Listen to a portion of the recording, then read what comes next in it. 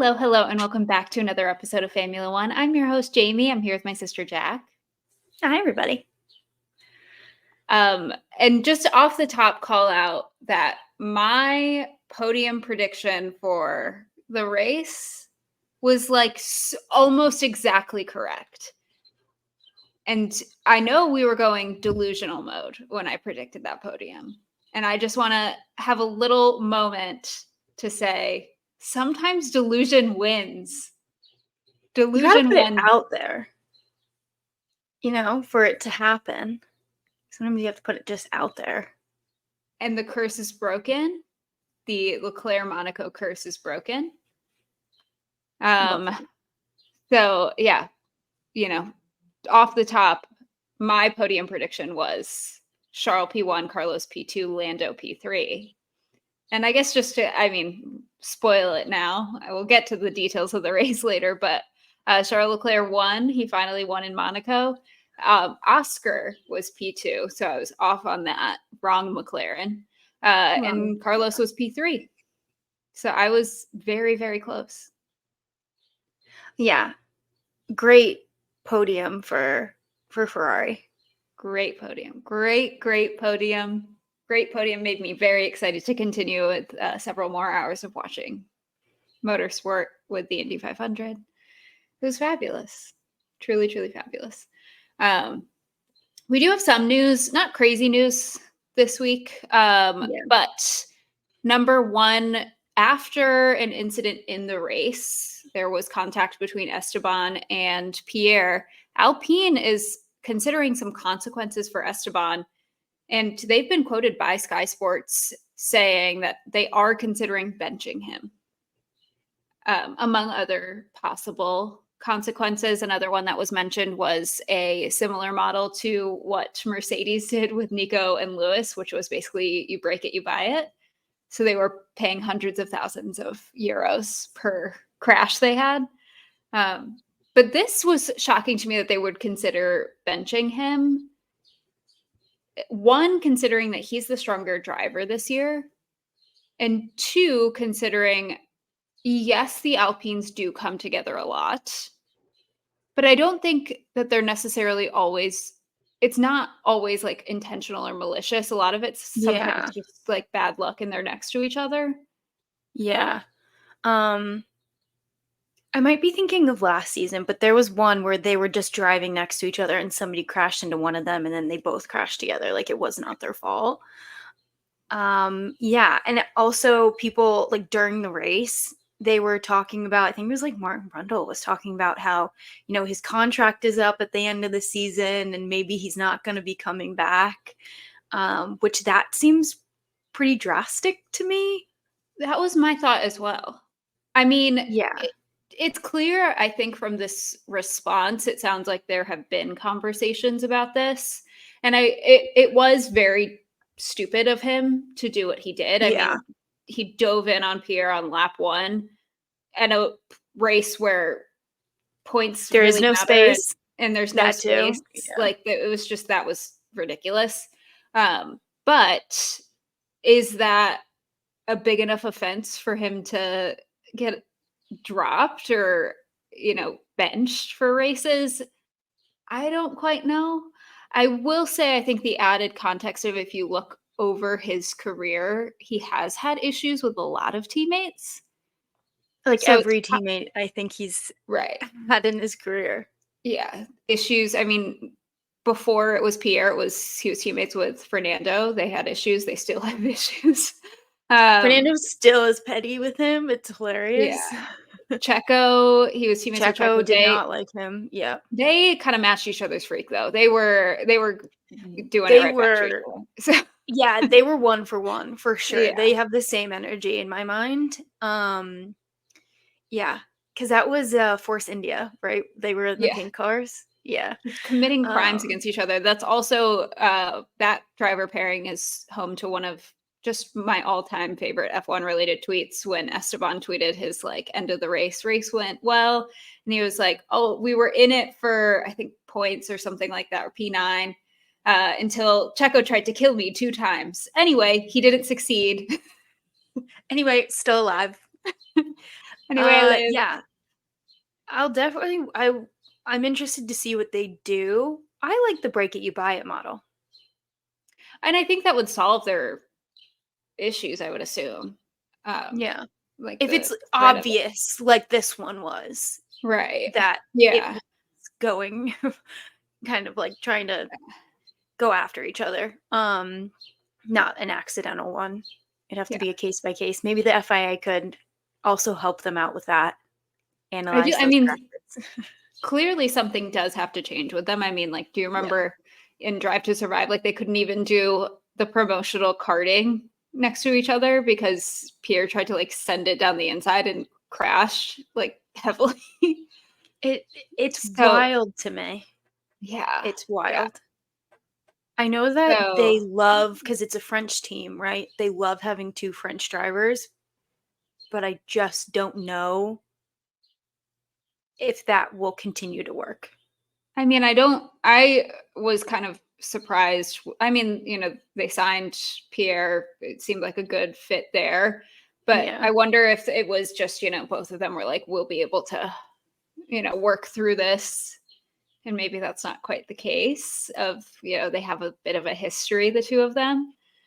And you don't have to be friends, right? But you No, also can't you have to work be together and be crashing professional. yourself and or your teammate and or both The of you out. the parallels between F1 and the Real Housewives is really crazy to me. And I think I could Mhm. do like a full dissertation on it. But this specifically, I still think that the housewives would get along better. Like they With would Pierre and Esther. sabotage you. Yeah, I still feel like, because they're like, we have to make good television. This makes good television. But like, if I actively try to do something to you, I could get kicked off the show. So I'm not going to sacrifice my spot. It's just like Yeah. crazy to me.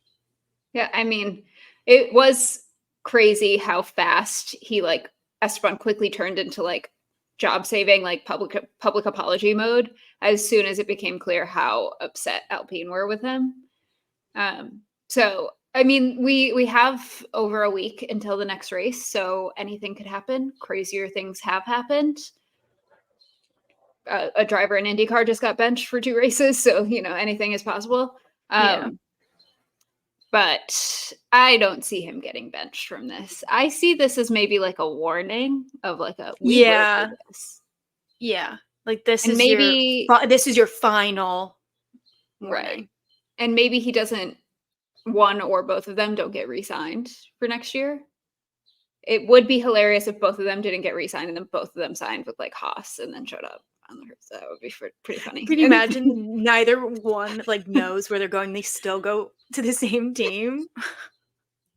That would be funny. I do like Alpine's reserve Jack driver. Doohan. Mm-hmm. Yeah, so I'd be down. I mean, I'd I'd be be down to down see how for he him to get. does, you Yeah, know? Yeah. I'd be down for Jack Doohan to get a shot, but Yeah. we'll have to see. We'll see. Other stuff from this weekend. Williams equipment shortages continue. If you remember earlier this season, they did not have a spare chassis, which then resulted in Logan not being able to race in Australia, even though he's not the one that crashed. And yes, I'm still mad about that. It was revealed that this past weekend, because they're so short on parts, Logan was actually running the 2023 rear wing because Is they that don't allowed? have, yeah, because they don't have an extra 2024 version one. And then in an interview with Alex, he was saying that he doesn't think the extra 2024 rear wing will be available until Spain. To Spain? So like here's my issue is that they're going to sit there and claim like Logan needs to match Alex's pace and Logan this that and the other. And I'm not going to sit here and say that I think Logan is matching his pace. However, how can you accurately judge that when you're not giving him the same car? It's not even that you're not giving him the Yeah. upgrades. Like you are giving him completely different parts. Old parts, spare parts, the repaired ones, because they didn't even give Yeah. him back his old chassis when Alex crashed. She gave him the repaired one. Yeah. I It's just at like this point, like we've said this before, like just announce that you're not re-signing him, because this is how you're setting him up for failure. And It's just annoying. It's annoying. I And understand that and I'm not saying that, oh, if you gave him the 2024 wing, he's going to be in the top 10, he's going to be in Q3s. Probably not. But you know what? When you set somebody up for failure, it's like exactly. what's it called? Like manifest destiny kind of thing. Not that, Is that but not right? What is it called? manifest destiny. I'm pretty sure was the excuse that the settlers used to, Oh, no. yeah, go on the Oregon No, Trail. what's it called when you When you manifest something, No, it's not like manifesting. It's like a legitimate term that if you kind of believe something's going to happen, then it will happen. manifesting. Yes, yeah. But isn't that there's a specific term? It's not like I don't think it's there not called is. manifesting. Yes, there is. I'm looking it up. Continue talking. Okay. Anyway, on to the next piece of news. The Andretti saga continues, but this time from the FIA. FIA President Mohammed Ben Salam had a few things to say, which is interesting. That he is speaking up now because he was a vocal and strong supporter of Andretti joining the grid, but now what he has to say is, quote, I would advise them to go and buy another team, not to come as the 11th team. I feel that some teams need to be refreshed. What is better, to have 11 teams as a number or 10 and they are strong? I still believe we should have more teams, but not any teams, the right teams. And so to this I say, I don't really care how Andretti gets on the grid. There are several teams that I think could be sold, so that's fine. The issue I have with this comment, beyond the fact that what's changed with his opinion, because a year ago he was like, yes, get them on the grid. The right teams, he says, I want more teams, but not any teams, the right teams. What team is going to be more right than Andretti? You have the history behind it with Mario and Michael Andretti, who are former F1 drivers. Mario Andretti is a Formula One champion. They have the facilities fully staffed. They have very well-known people in the industry. They just signed the former FIA CTO. So what more do you need? They have an engine supplier. They have Cadillac. What more do you want? What more do you people want? I really don't know. I have no idea. Like, do you need to list out the sponsors you have in mind? Like, do you need to have Rolex as one of your sponsors for them to be like, oh, okay, now you fit? Like, what is also him, like Mohammed Ben Salam being messy as hell, saying there are teams on there that he thinks shouldn't essentially be on the grid. Like, and then wouldn't name them. I'll name them. Yeah, I'll name them too. But Haas, Alpine. Yeah, and apparently neither one are interested in selling, so I don't know. I want Andretti on the grid. Just add an 11th team. I don't really care. I don't care by what means they do it. I just want them there. They could buy a team. We can make an 11th team. It's really no difference to me, as long as, which this would never happen, Ferrari stays.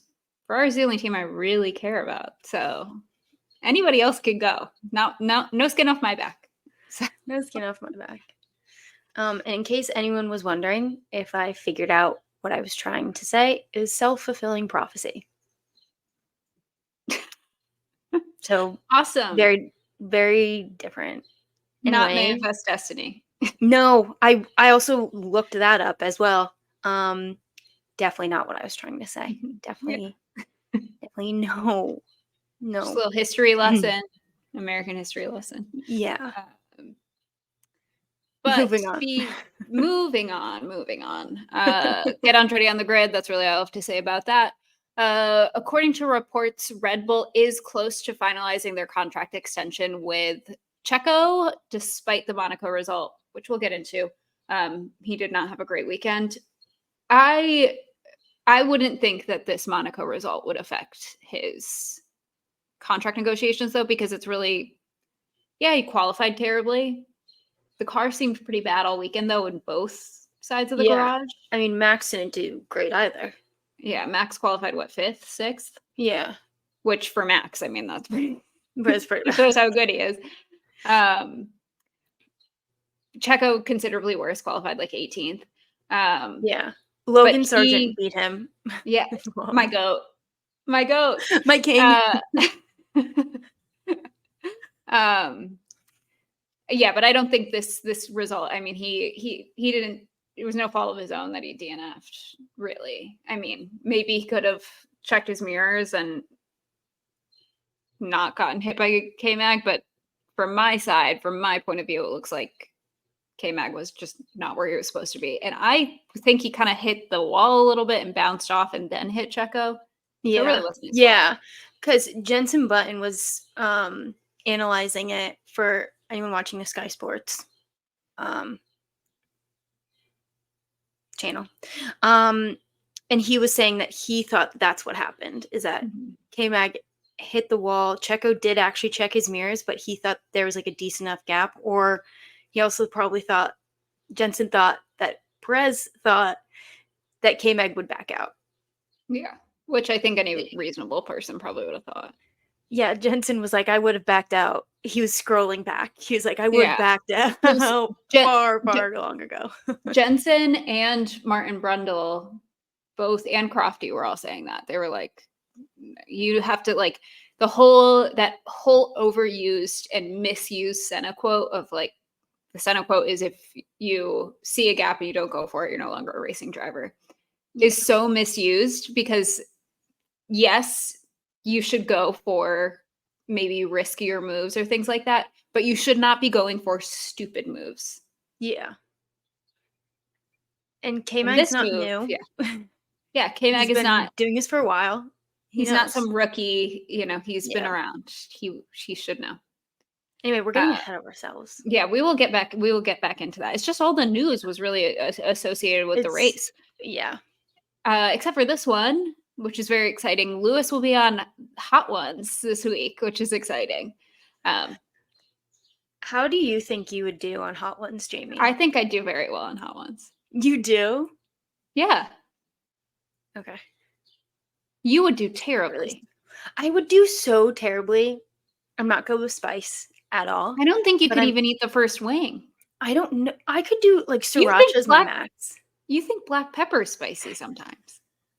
Sometimes. I'm Irish, Scottish, British, and Polish. Leave me alone. So am I. You don't have that excuse around me. We have the same genetics.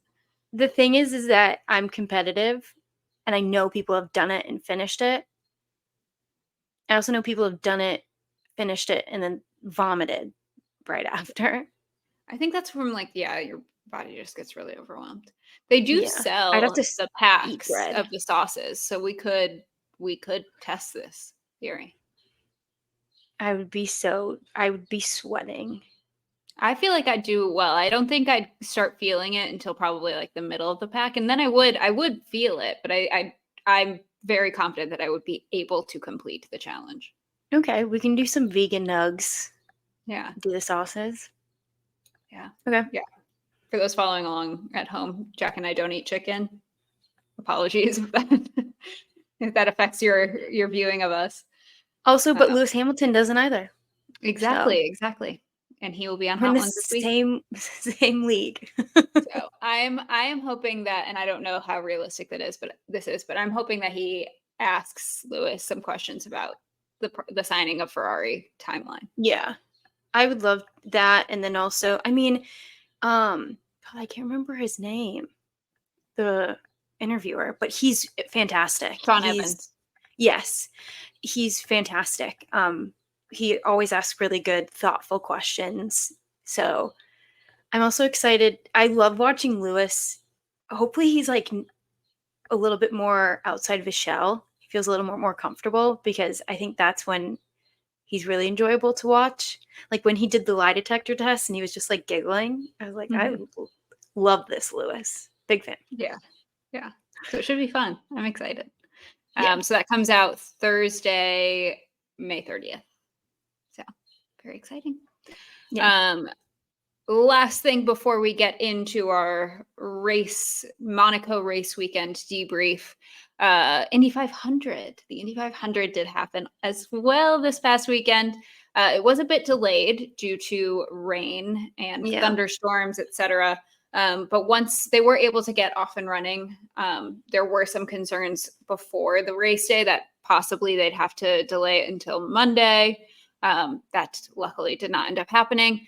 And race was off. I mean, if you have ever watched any sort of IndyCar event, especially the 500, there is chaos after chaos. I mean, there was chaos immediately at the start of the race.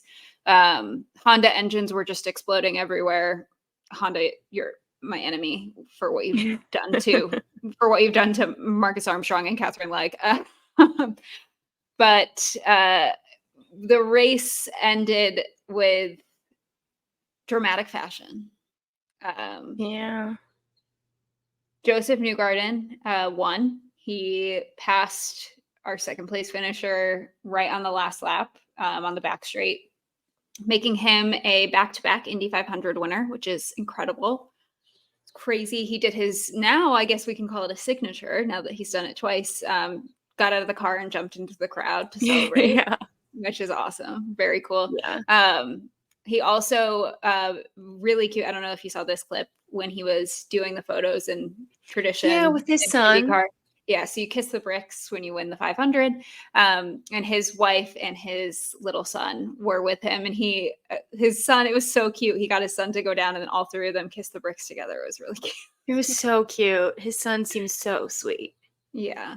But this is going to hurt my brain, heart, and soul to discuss. Our P2 finisher was Pato O'Ward. And in any other scenario, a P2 finish is incredible.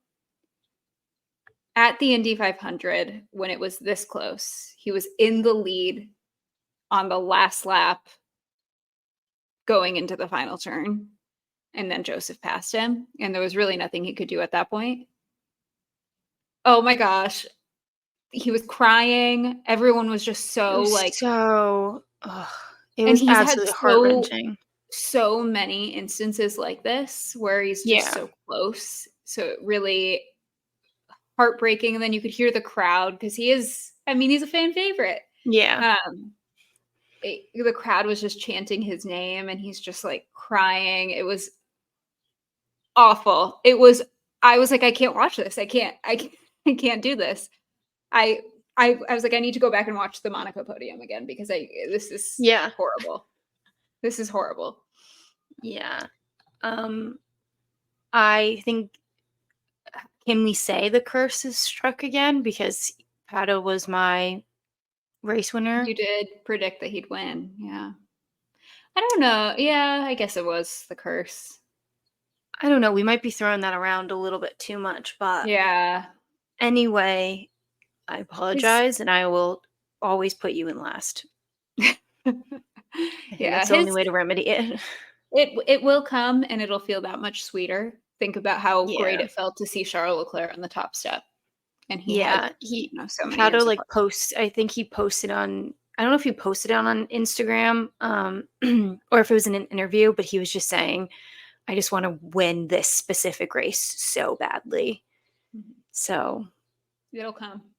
Also, wait, can we quickly talk about, I don't know if this is new, but Joseph Newgarden said that all of the IndyCar guys could get in a F1 car and rock it. Mm-hmm. Do you believe that? Yeah, he said that on a podcast, the Pat McAfee show. I don't agree with the all statement, but I think a good chunk of them really could. I think the ones that are up at the front, definitely.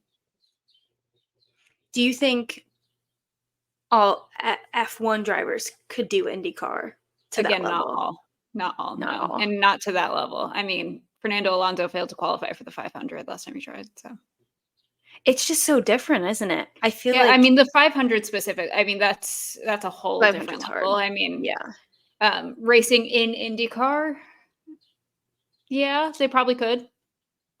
I don't know how successful they'd be. I mean, I think when that argument comes up, because that spurred obviously so much conversation Yeah. on Twitter, and I think the thing that sticks out to me is the people that are always use former F1 drivers that maybe weren't super successful in F1. Particularly Marcus Ericsson comes up a lot. And these people like to say that Marcus Ericsson is killing it in IndyCar. So IndyCar must be so much easier. The only people that really bring up that argument are people that don't follow IndyCar, because then Yeah. you know that, yes, Marcus has had some wins. He won the 500 in 2022, won St. Pete last year. He has had some wins, but he's not up at the front. He's not, Yeah. he's just not. He's not beating Alex Palou, Joseph Newgarden, Will Power, Pato. Like he's not, so I think there are good drivers, great drivers, excellent drivers in both series that could switch series and do very well. Not all of them, though. That was when Joseph said that. I was like, oh, Ooh. all of them, everybody.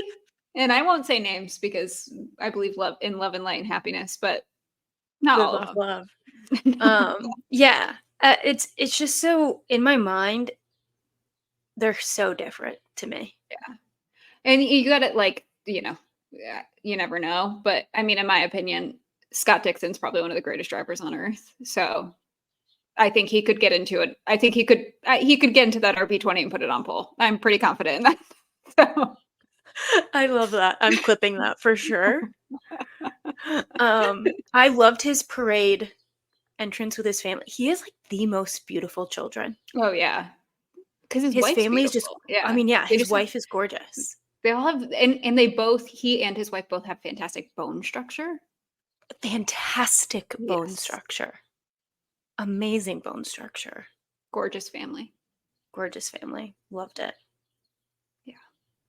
But yeah, that's, I mean, until next year for the Indy 500, but obviously IndyCar will continue racing. Super exciting. I just need Honda to figure their stuff out, because Yeah. in IndyCar, there's two engine suppliers, there's Chevy and Honda.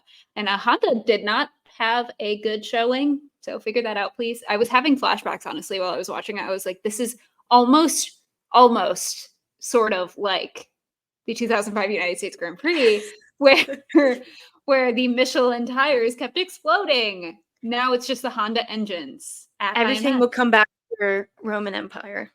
The history book on the shelf is always repeating itself. It's ABBA. Yeah.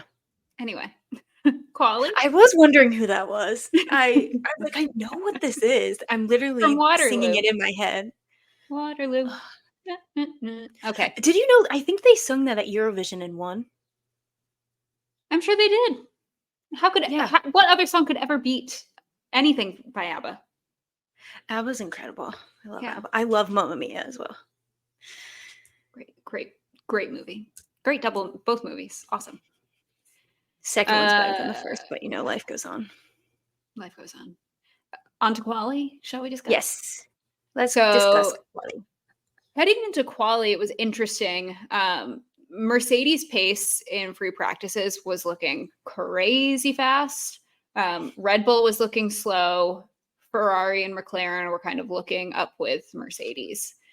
I went into quali personally thinking, I've seen this film before.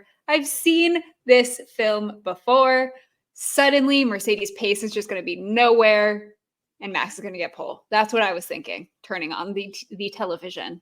This television right behind me, if you're watching us on YouTube.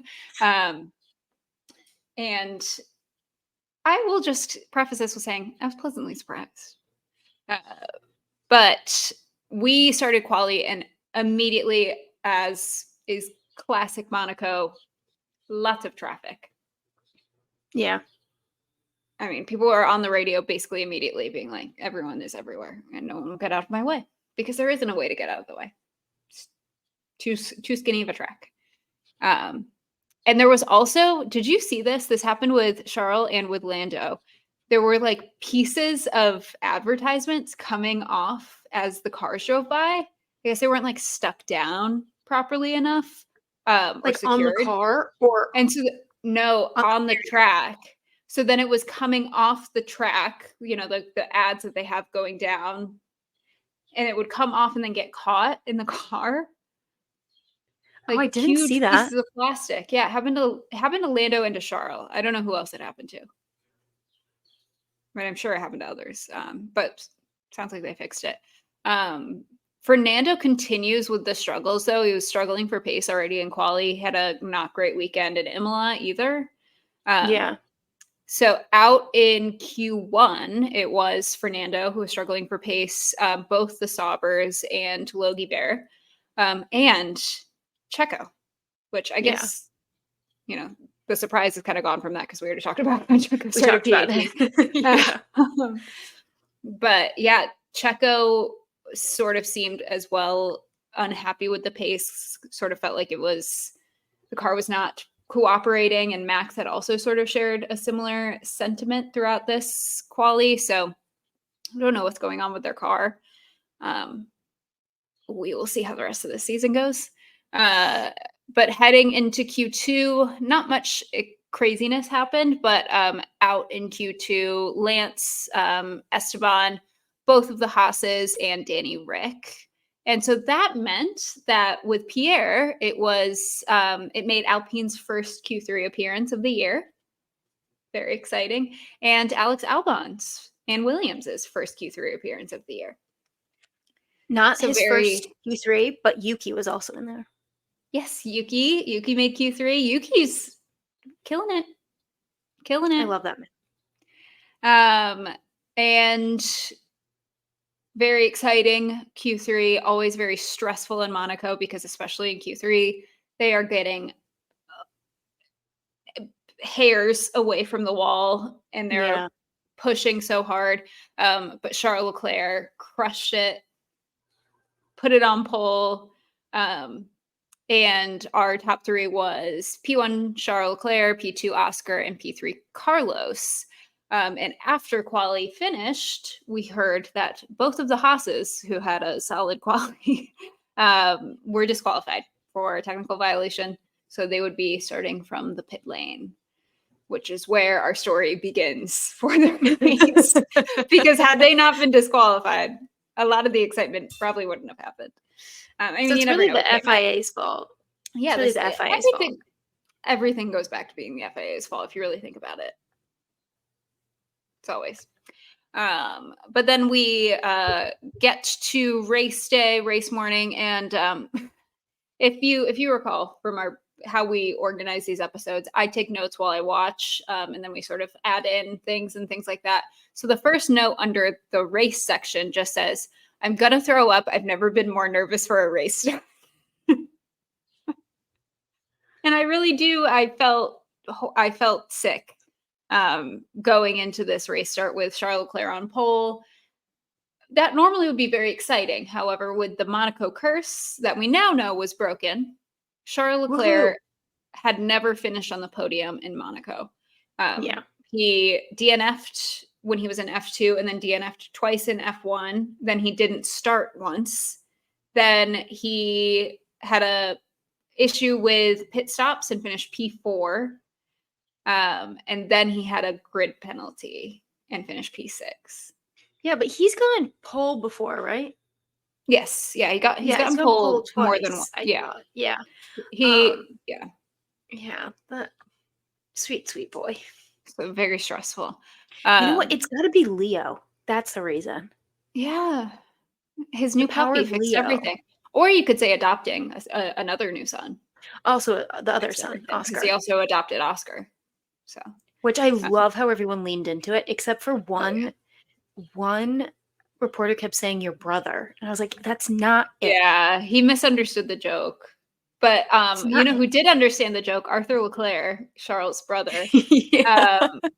When he was being interviewed after quali, and he was like, "I'm very, very happy for my brother and happy for my nephew." Yeah, king, absolute king. But the 5 lights go out. It's lights out and away we go. Charles Leclerc does successfully get away, but classic Carlos and Oscar are just battling at war with one another. And that results with Carlos getting a puncture. So at that point, it looked like Carlos was going to DNF. And then one, that stinks because Carlos is my favorite human being on planet Earth. So that stinks. And two, that double stinks because then now Charles is losing defense. If anything, Yeah. Passing in Monaco is really hard, but like having Carlos behind defending, huge. However, he didn't have to think that he was DNFing for too long because over at the back, if you recall, the Haas starting from the pit lane, K-Mag decided to go bowling. And he, as we were talking about before, it looks like he kind of hit the wall and then hit Checo, and then sort of Checo went flying into Nico Hülkenberg. So successfully K-Mag, by doing that move and not backing out, as we were discussing, DNF'd himself and his teammate and caused estimated $2 to $3 million in damage for Red Bull because Checo's car was just eviscerated. Yeah. Jacked. All of them were okay, sure. which is the honestly big thing. Kind of shocking. It's amazing because Yeah, Checo's car is like T-boned. Yeah. If you look at pictures, we can post maybe some pictures of how his car looked, which they're designed that way. They're designed to basically like kind of explode almost on impact.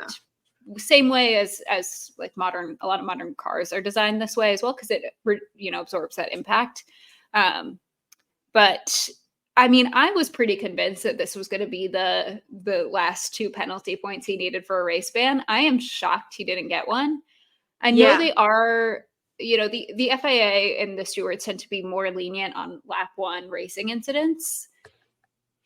And I do understand that this doesn't look super intentional, but K-Mag has a 3-place grid penalty for Canada.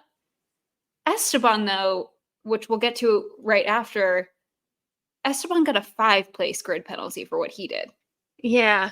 Which makes no sense to me. I just think that K-Mag had so many chances before that to back out. And that's where I'm like, it should be a little bit more harsh. Because he had way more chances to back out. Yeah, I don't understand why he has a less of a penalty than Esteban. Because Esteban, as all of this is going on, and we're all talking about the chaos of this, race gets red flagged. We are just a few turns into lap 1. While we're all talking about this, then literally just on the TV, they just show the replay of the Alpines, and even the announcers were like, whoa, oh, this also happened, where going into the tunnel, Esteban basically like dove in front of Pierre. Pierre hit him and sent Esteban basically flying through the air. And yeah, Esteban got a 5-place grid penalty for the next race for that, which I find a little harsh, to be honest. But luckily, since the race was red flagged, that meant Carlos was able to repair his puncture. And there was no fixing Checo's car, obviously, no fixing the Haas's. But the Alpines did try to fix Esteban's car, to my knowledge, weren't able to get it fixed. So Esteban did end up DNFing. So if you are following along at home, we have not even finished 1 lap of the race, and there's already been 4 DNFs, which is awesome. But that was what, a 25, 30-minute red flag, you'd say? Yeah. And after that, on the race restart, Charles gets away again. This time, Oscar and Carlos don't attempt to go crime mode on each other. And really, nothing I have in my notes here, verbatim, I wrote, nothing happened for the last, 30 laps. Like, nothing really happened after that. Yeah, literally. That was it. What did Max say? Max said, I should have brought my pillow. This is boring. Yeah. And then after the race, he and George were talking about how boring it was. And they kind of went on, our little pitching new rules mode. And they were suggesting ways to make it more interesting, including 1 lap on foot, which I love. I'm in. I'm down. I believe I have suggested before that we should do sprint races on foot. Same vein. Yeah. Yeah, mandatory pit stops was another one he brought up. So, yeah, not the race itself, and we know this about Monaco since it's so hard to pass. It's really the action happens in quali. That's really the session that you watch. And I will say, had this race not had who it had in the front, I would have thought it was so boring. Yeah. But because it had who it had at the front, it was the most stressful race. I was like, oh gosh, what if something happens? Well, McLaren kept being like, "Oh, we might pit, just like so you know." And I was like, "What are you doing? Why?" Yeah. Yeah. The other thing that Stop it. changed things a lot was because there was that lap one red flag. A lot of the people up at the front started on mediums. So a lot of teams changed to hards or changed to mediums. And then Yeah. they'd satisfied the requirement of using 2 tire compounds, meaning they just then didn't pit the entire race. Wait, was it Logan that they put 2 hards on him and then it was like he's gonna have to pit again because he Mhm. didn't use another Yeah, compound. Logan went hard. Yeah. Genius work from the Williams team.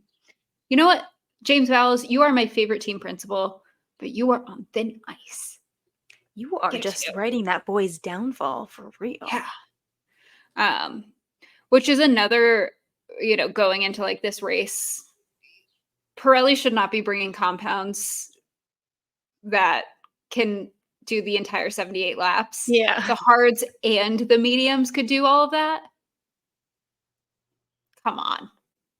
Yeah. Like that could make the race more interesting because it really, I mean, once they don't have to pit anymore. I mean, managing It's pace done. and yeah.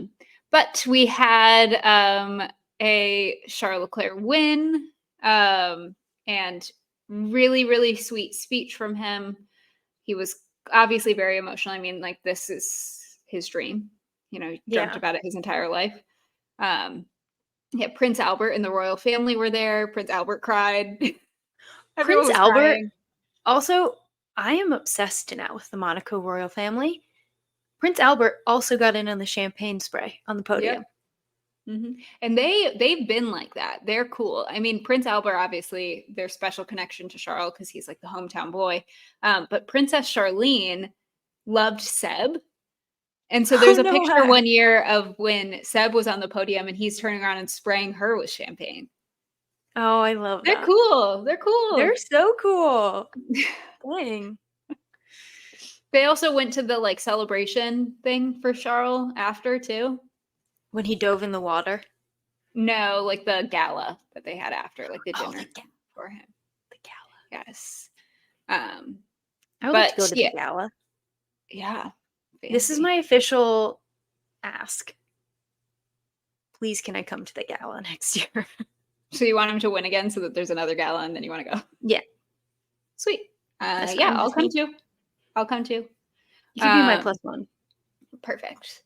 But yeah, so Charles P1, Oscar P2, Carlos P3. Very exciting double Ferrari podium. So awesome. And Lewis had the fastest lap, which actually meant that he now holds the record for most fastest laps with a single team with 54. Previously, he was tied with Michael Schumacher, who held with 53 for Ferrari. So that's exciting. I do think it's a bit of like a hyper-specific record. Yeah. But exciting nonetheless. Congratulations. Yeah. And then Jack, you had one that you mentioned to me, which I had not heard this. So I was just looking up F1 news, obviously, so we can report the latest and greatest. And apparently Fernando Alonso thought he finished 10th. He thought he was I missed this whole thing. I mean, I don't think it's hot topic because, Charles won his home race. But Fernando Alonso, I pulled some quotes from him when he was doing a interview after the race. He said, "I was driving for 50 laps thinking I was 10th.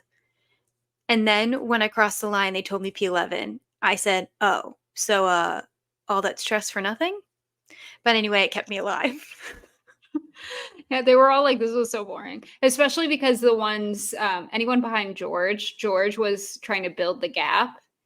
So it Yeah. was like they were all driving so slow behind George. At one point, George was like, he was getting on the team radio because he was getting concerned they were gonna make the like lose the tires, lose the temperature in the tires because they were going so Yeah. slow.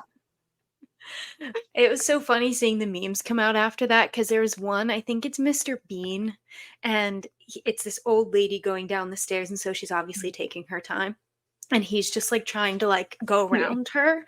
And the It's caption literally was, George and Max. anyone, yeah, Max behind George. Yeah. Yeah. Yeah. So I mean, You can't move. It's yeah. so difficult in Monaco. Yeah. But I do think this does beg the question because now Charles Leclerc's about 30 points behind Max in the Drivers' Championship. And, we had that Lando race win. McLaren's clearly right up there as well. Is there going to be a bit of a championship fight? Lando, we could be world champion, I said. We Like, could be world champion. don't think That's I all do I think think about. I think of that like sound so much because it is Max Charles Lando. yeah. And I do think that at the end of the season Max will still come out on top because I think Ferrari and McLaren are a bit too close. It's not like a clear second. Yeah. Because like it just kind of depends. I mean, you saw Miami, McLaren was on it. Now Ferrari was on it. It doesn't seem like it's really truly a clear second. But I wonder, I mean, maybe even is there something up for grabs in the constructors? Yeah. And we don't know. I think specifically with Ferrari, like mentioning the constructors, because Carlos, besides obviously when he had his appendicitis when he didn't race, he has not finished outside the top 5. Yeah. Those are And crucial they have, points. especially if you're looking at like the 2-driver pairing, Ferrari has, maybe they're not winning obviously as often, but they have a far more consistent, I'd say, 2-driver pairing than, I mean, at least in the last few races with Checo. I think of Oscar, love him. He's my favorite driver. He had that issue in Miami. I think of like thinking of, it wasn't his fault, but he couldn't get back up. Like there's things like that happen with McLaren, I think with Lando and with Oscar, that there are just bigger gaps in points. It's not consistent enough for it to be like, oh, they'll be higher in the constructors. So I do think Ferrari has a stronger pairing at the moment. Yeah. I mean, it's 2 extremely consistent, extremely fast drivers. Yeah. Because it has to be consistency. Right. And that's what it's about. I mean, it's a long season ahead of us. Crazier things have happened. Not to go absolutely buck wild on you, but Seb won the first race. His first race of the season was this time in 2012. And he ended up winning the championship that year. Yeah, because I mean, we're 8 out of 24. And we're not even in double digits yet. Yeah. He won the 4th, I think, race of that season, which if you like do the math out with the amount of races we have left. So anything could, and we are still very early in the season. There is a lot of racing left. And I mean, Red Bull has not quite been as on it as we have become accustomed to in the last few races. That's not, I mean, Max still won in Imola. However, he only won by 7/10. That's not a runaway with the championship gap. Yeah. I will definitely be interested to see what happens in Canada, if it is back to like kind of business as usual, or if it is more of this is going to be a fight Even match season. Yeah. I mean, we have 4 race winners this year, which honestly, I feel greedy asking for more. I do. I'm not gonna lie to you. And last year, the entire season, we had 3. We had Max, Checo, and Carlos the Yeah. whole season. So it's crazy. But yes, no race, sadly, no F1 race this weekend. We will be in Canada the following weekend, but we'll talk to you before then. But if you're missing some racing and you want to catch IndyCar is on the streets of Detroit this weekend, which is a Ooh. very exciting track. Very crazy. Lots of insane. I mean, last year they had like some sharp barrier that kept like slashing people's tires open. So hopefully they fix that, but it was really entertaining. So that is at noon. The race is at noon on the 2nd. And that's that. We will talk to you next week. If you don't already, make sure you follow us on socials at Famula One. Yeah. Have a lovely, lovely week. Enjoy your weekend. Love you. Bye. Bye, everybody.